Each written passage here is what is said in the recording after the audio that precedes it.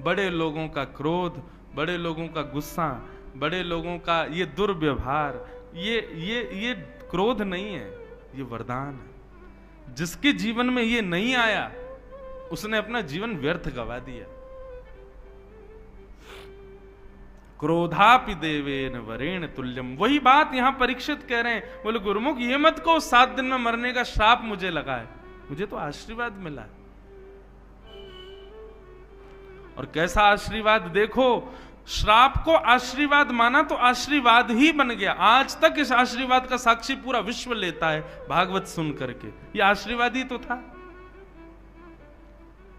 परीक्षित जी ने अगर उसको श्राप ही माना होता ना तो वो श्राप ही बन गया होता, लेकिन परीक्षित जी ने उसको स्वीकार किया एक आशीर्वाद के रूप में।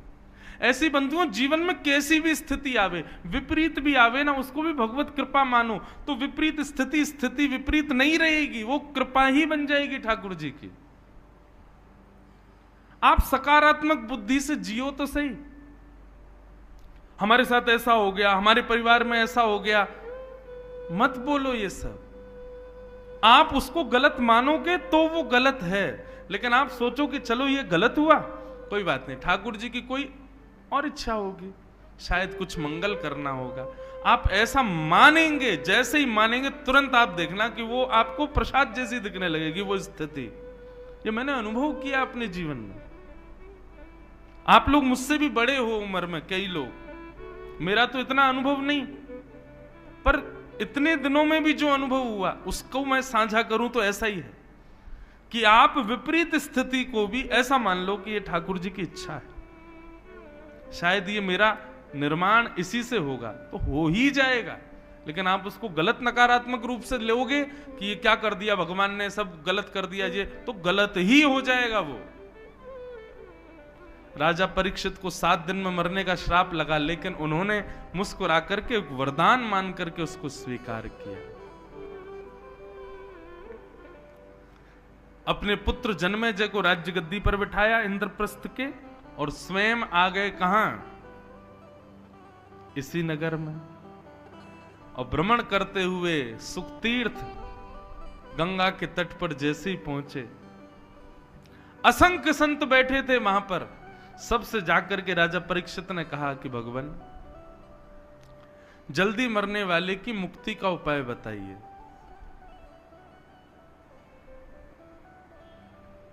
सबने अलग अलग भाव बताए, लेकिन तभी वहां पर श्री सुखदेव जी का आगमन हुआ।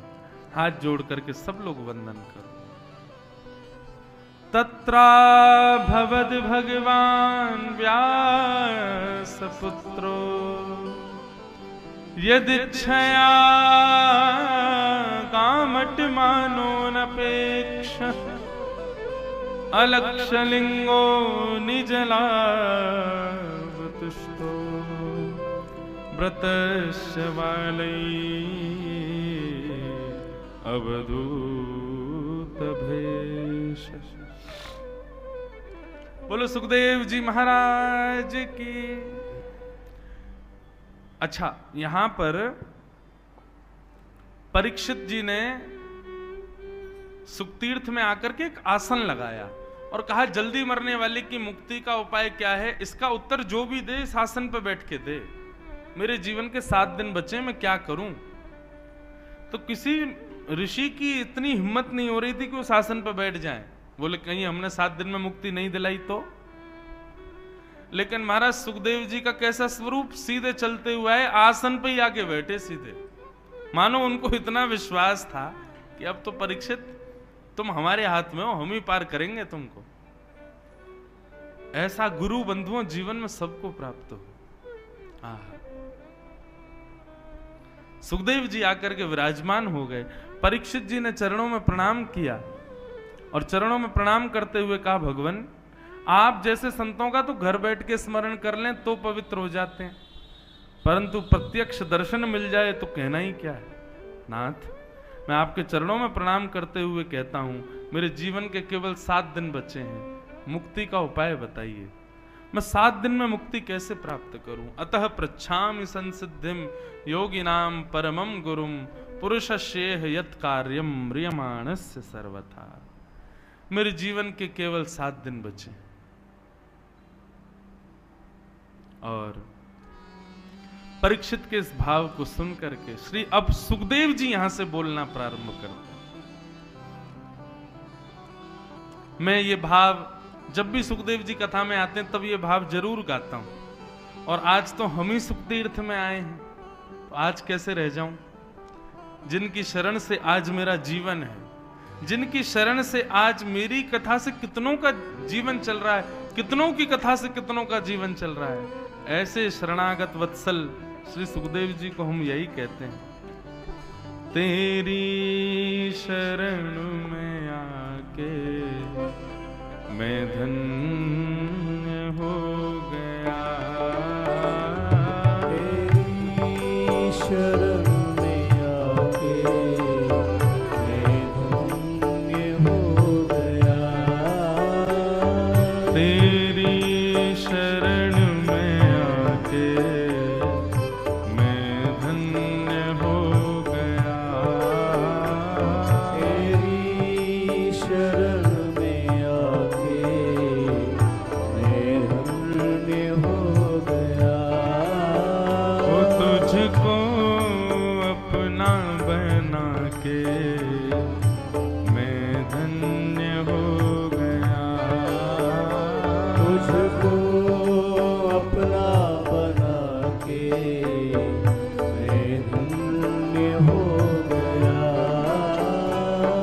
जन्मों की प्यास थी जो, जन्मों की प्यास थी जो, जन्मों की प्यास थी जो, जन्मों की प्यास थी जो, संपन्न हो गया, तेरी शरण में आके मैं धन्य हो गया, तेरी शरण में आके मैं धन्य। श्री सुखदेव जी महाराज की। दिशा और दशा दोनों को जो सुधारे वो गुरु है। अनंत गुरुओं की ऐसी कथाएं आती हैं जिन्होंने अपने वचनामृत से, कल ही मैंने बताई थी, अंगुलीमाल को बुद्ध भगवान ने केवल एक बात कही और उसी से अंगुलीमाल का जीवन बदल गया। ऐसे ही एक भक्त का चरित्र भी हम हिसार में सुना रहे थे, घाटम दास जी। उनका नाम पहले घाटम ही था, दास जी तो वो बाद में बने। तो घाटम जी का चरित्र इतना सुंदर है कि घाटम जी जयपुर के पास के गांव के बहुत बड़े चोर थे, और उनका ये पुश्तैनी काम था। दादा परदादा परदादा सब चोर ही थे, वो भी चोर थे। उनके यहाँ एज अ बिजनेस देखा जाता था, इस काम को गलत नहीं मानते थे। तो रात्रि में जब लोग बाग निकलते थे उस नगर से, उस गांव से, तो घाटम जी बैठे रहते थे और उस व्यक्ति को पकड़ करके लूट लेके जाना, यही उनका काम था। एक बार घाटम जी बैठे थे, देखो भगवत कृपा कैसी, गुरु भी बंधुओं भगवत कृपा से ही आते हैं जीवन में। आप सोचो, जो लोग कहते हैं हम ढूंढ रहे हैं गुरु जी कोई मिल जाए तो बनाएंगे, कभी नहीं मिलेंगे। अपने कर्तव्य कर्मों को आप सुदृढ़ करो, ठाकुर जी कृपा करके अपने आप गुरु भेजेंगे आपके जीवन में। घाटम दास जी का कोई पूर्व संचित कर्म ऐसा रहा होगा जिससे उनको, एक दिन रात्रि चोरी करने के लिए जंगल में बैठे थे तो एक गुरु जी आए, एक संत आ गए। संत ने आकर के घाटम दास जी को जब देखा, ए भाई इतनी रात में तुम क्या कर रहे हो? संत भेष देख करके घाटम दास जी ने उनका हरण तो कुछ नहीं किया, बोले संत इनसे क्या लूं? बोले महाराज जी आपसे क्या छुपाऊं, चोर हूं मैं, चोरी करता हूं। संत बोले काम तो अच्छा नहीं है। बोले कि महाराज आपके लिए अच्छा नहीं होगा, पर हमारे तो घर परिवार शतकों से इसी से चल रहे हैं। हमारे दादा परदादा परदादा हम सब चोरी थे, मैं भी चोर हूं। अभी मैं कल परसों से अपने बेटा को भी लाऊंगा, उसको भी सिखाऊंगा, उसको भी सीखना तो है भाई, हमारा पुश्तैनी काम है। संत बोले क्यों करते हो, गलत है ना, किसी की मेहनत की कमाई को तुम ऐसे लूट लेते हो। बोले तो हम भी तो मेहनत करके लूटते हैं, हमारी भी तो मेहनत है। वो व्यक्ति सत्कर्म करके कमा रहा है, हम मेहनत करके पूरा मंत्रणा बना के लूट रहे हैं, तो इसमें भी तो मेहनत है। घाटम दास जी के वचन सुनकर के संत बोले भैया इसके रग रग में चोरी है, नहीं निकल पाएगी। संत ने उनके चरणों में, घाटम दास जी ने चरणों में प्रणाम किया। बोले आप आज्ञा करो, यदि आपके मन में कोई भाव हो तो। बोले भाई तुम मेहनत करके धन कमाया करो। बोले मेहनत ही तो करता हूं नाथ। संत बोले ये नहीं सुधरेगा। संत बोले तो ठीक है, एक काम करो, तुम सब जो मन करे वो करो, 4 काम हमारे कहे के करो। बोले आज्ञा करो। पहला, सदा सत्य बोलोगे, कभी झूठ नहीं बोलना। चोरी की तुमको छूट है, तुम चोरी करो, डकैती डालो, लेकिन तुम सदा सत्य बोलोगे। घाटम दास जी बोले ठीक है। दूसरी बात, साधु संत वैष्णव जब दिख जाएं, जहां दिख जाएं, उनकी सेवा करोगे। घाटम जी बोले जो आज्ञा। तीसरी बात, जीवन में जो कुछ भी पाओगे उसको पहले भगवान को निवेदित करोगे, चाहे चोरी की सामग्री क्यों ना हो, पहले भगवान को अर्पित करो, उसके बाद अपने जीवन में उसका प्रयोग करना जी। और राह चलते किसी भी मठ मंदिर को यदि देखो तो 100 काम छोड़ के पहले वहां प्रणाम करो, दर्शन करो, परिक्रमा करो, फिर आगे चले। ये 4 काम तुमको करने, समझ आ गए कौन कौन से? पहली बात सत्य बोलनी है, दूसरा संत ब्राह्मण वैष्णवों की सेवा करनी है, तीसरा कुछ भी सामग्री लोगे पहले ठाकुर जी को निवेदित करनी है, प्रसाद बना के उसको स्वीकार करना है, और चौथी बात, राह में कोई भी मठ मंदिर मिले पहले वहां प्रणाम करो, फिर आगे चलो। घाटम जी बोले ये तो मैं कर सकता हूं, बस चोरी की छूट है। बोले हाँ खूब चोरी डकैती करो, बस ये 4 काम ध्यान रखना। ऐसा कह के संत चले गए। घाटम जी तो महाराज जब ऐसे ही रहने लगे, सत्य बोलते थे, संतों की सेवा करते थे, कोई भी चोरी करते पहले भगवान को देते, फिर अपने प्रयोग में लेते, और कहीं भी कोई मंदिर मिलता प्रणाम करते। गुरु के बताए मार्ग पर चल रहे थे तो चोरी में उनको और ज्यादा लाभ होने लग गया। अब ज्यादा ज्यादा गहने मिलने लगे और ज्यादा उनके घर को लाभ होने लगा। घाटम जी बड़े खुश, बोले बढ़िया गुरु जी मिले हैं, बस ये 4 सरल से नियम बता गए हैं, सब बढ़िया चल रहा है। एक दिन गुरु जी ने घाटम जी को निमंत्रण भेजा कि हमारे मठ का उत्सव है, पधारो और कुछ सेवा करो यहाँ पे। तो घाटम जी बोले गुरु जी के उत्सव में सेवा करनी है, कोई छोटी मोटी सेवा नहीं, ऐसी सेवा करूं कि पूरा उत्सव का सारा खर्चा मैं ही करूं, तब मुझे सुख मिलेगा कि मैंने गुरु जी को दक्षिणा दी। बोले उसके लिए बड़ी चोरी करनी पड़ेगी, क्या करें? तो बोले कि महाराज जिस नगर में हम रहते हैं वहां के राजा के बड़े मूल्यवान घोड़े हैं, यदि एक घोड़ा उनमें से चुरा लिया जाए और उसके बदले जो धन आए वो इतना धन होगा कि गुरुजी के एक नहीं 6-7 उत्सव मैं ही करवा दूंगा। तो घाटम जी ने एक सिपाही का रूप धारण किया, राजा के दरबार में जाने लगे। द्वारपालों ने पूछा कहां भाई, कहां कहां कहां घुसे चले जा रहे हो भीतर, कौन हो? थे तो सिपाही वेश में। अब पूछा कौन हो, तो सत्य बोलते थे। बोले चोर हूं, चोर हूं, चोरी करने आया हूं। तो सिपाहियों को ऐसा लगा कि भैया ये कोई राजा का अंतरंग व्यक्ति है और हमने इससे पूछ लिया कि तुम कौन हो, तो इसको बुरा लग गया है, इसलिए ये व्यंग में बोल रहा है कि चोर हूं। अरे भैया क्षमा करो, जाओ जाओ भीतर जाओ। घाटम जी बड़े खुश, सत्य बोल रहा हूं फिर भी देखो आज्ञा मिल रही है, जाओ। घाटम जी भीतर गए। राजा के 4 घोड़े थे, उनमें सबसे महंगा घोड़ा काला वाला था, वही चुराया। उस पर बैठ करके और महाराज बाहर निकलने लगे तो सिपाहियों ने फिर पूछा, बोले ये तो राजा का घोड़ा है, इसको लेके कहां जा रहे हो? बोले बताया था ना चोर हूं, चोरी करने आया हूं, घोड़ा चोरी करके ले जा रहा हूं, अपने घर बेच दूंगा इसको। सिपाहियों को फिर लगा, बोले अब तो कुछ ज्यादा ही बुरा मान गए लगते हैं ये हैं? ये कोई राजा के कार्य से आया व्यक्ति है, हम बार बार इसको टोक देते हैं तो बेचारा बुरा मान जाता है, अपने आप को चोर बताता है। अरे भैया क्षमा करो, तुम जाओ जाओ ले जाओ। घाटम दास जी ले गए। घाटम दास जी घोड़े पर बैठे, बोले गुरु जी की पहली आज्ञा पूर्ण हो गई। गुरु जी ने कहा था जो भी सामग्री लो पहले ठाकुर जी को निवेदित करो। हे ठाकुर जी, ये घोड़ा आपका ही है, ये राजा का नहीं है, मेरी मन बुद्धि स्वीकार कर चुकी है, ये आपका है। ऐसा कह करके जा रहे थे। अब राजा को कहीं निकलना था, उसने अपने घोड़े बुलाए। किसी ने आके बताया, बोले एक काला वाला घोड़ा तो है ही नहीं महाराज। पूछा गया तो सिपाहियों ने बताया, बोले एक व्यक्ति आया था वो लेके चला गया। पूरी बात बताई, बोले उसने बताया भी था मैं चोर हूं। राजा बोले तो तुमने उसको पकड़ा क्यों नहीं? बोले हमको लगा इतना सत्य कौन बोलता है, वो बोल रहा था कि मैं चोर हूं, चोरी करने आया हूं, लाग जाके बेच दूंगा। तो हमको लगा महाराज का कोई निजी सेवक है, बुरा मान गया इसलिए ऐसे बोल रहा है, इसलिए छोड़ दिया।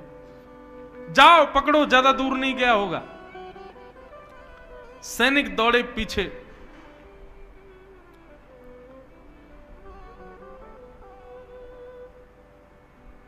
सैनिक पीछे दौड़े।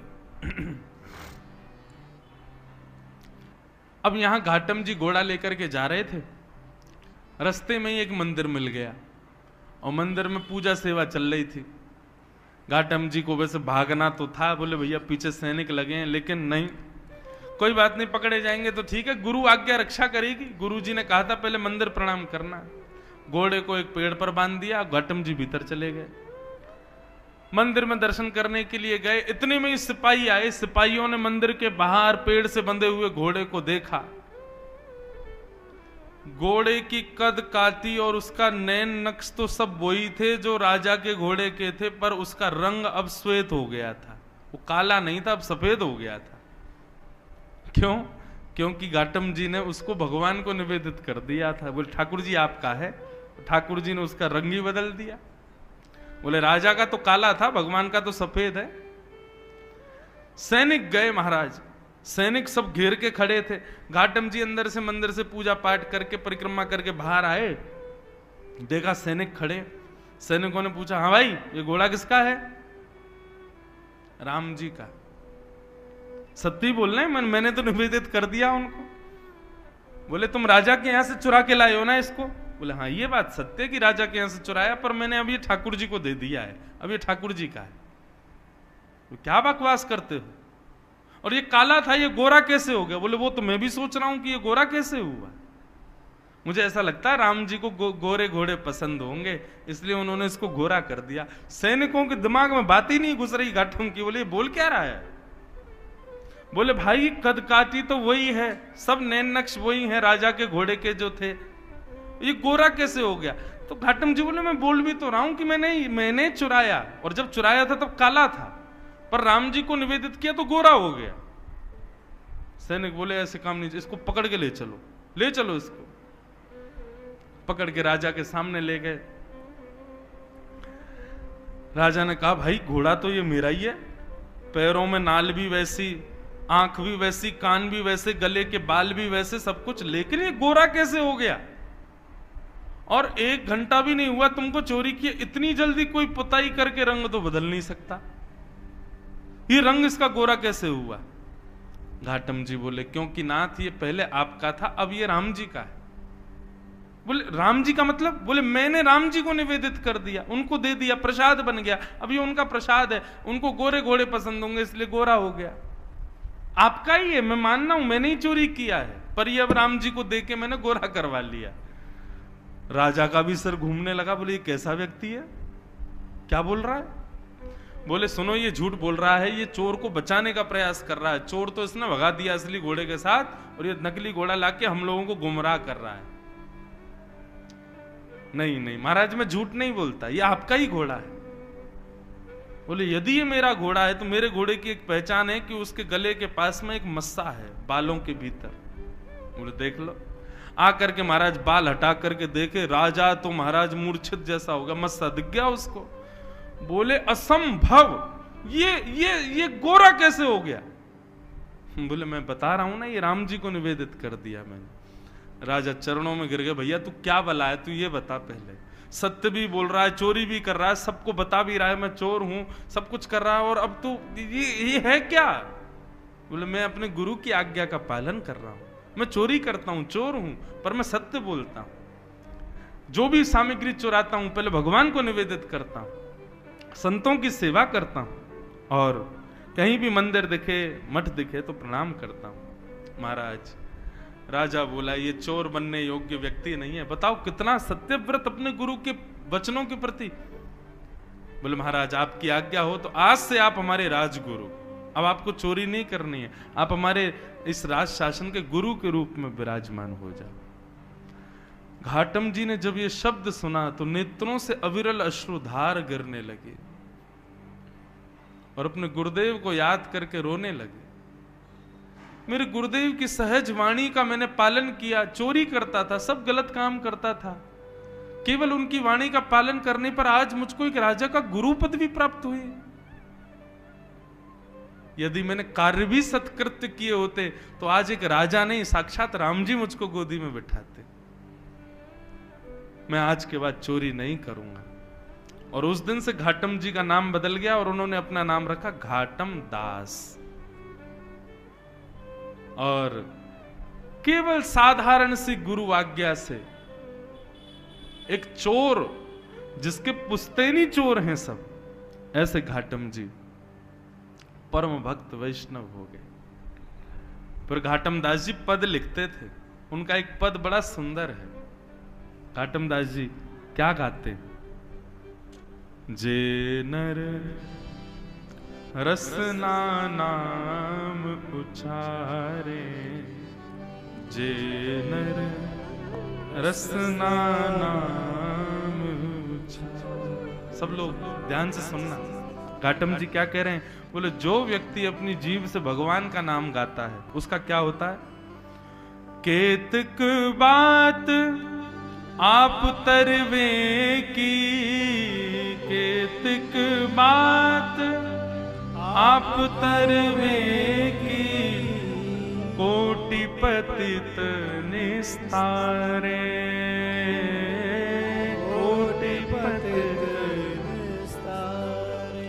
जे नर रसना नाम उचारे, जे नर रसना घाटम दास जी कहते हैं यदि तुम सोच रहे हो कि तुम अपना कल्याण स्वयं कर लोगे, कभी नहीं कर पाओगे। जब तक तुम्हारी जिह्वा पर भगवान नाम नहीं आएगा तब तक तुम्हारा कल्याण नहीं हो पाएगा। इसलिए अपनी जिह्वा पर दुनिया भर की सामग्रियों को बैठा करके उसको सुशोभित मत करो। जीव तो तब सुशोभित होगी जब राम नाम इस पर विराजमान होगा।